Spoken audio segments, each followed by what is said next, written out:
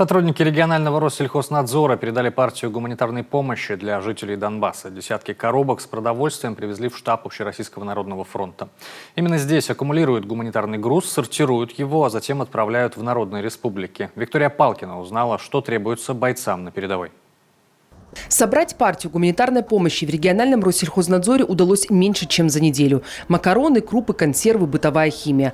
У сотрудников надзорного ведомства с начала спецоперации зародилась своеобразная гуманитарная традиция. Изначально нашей организации перечислялись денежные средства в помощь военнослужащим Донецкой и Луганской республик.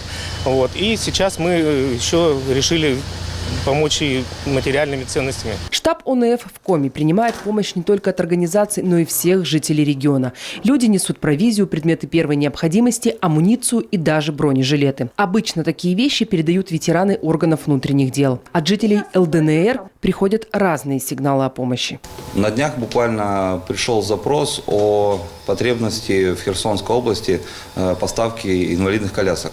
Сейчас у нас уже есть отзывы от жителей Удорского района, которые готовы направить эту необходимую помощь. И другие регионы также подключаются, поэтому в ближайшее время будем смотреть, каким образом можно будет направить инвалидные коляски, эти средства ТСР, людям, живущим в Херсонской области.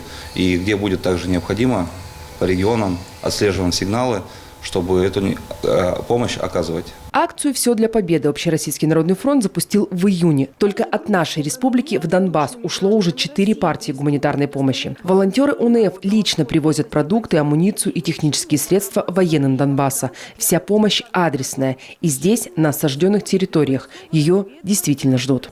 Виктория Палкина, Иван Богомолов, телеканал Юрган.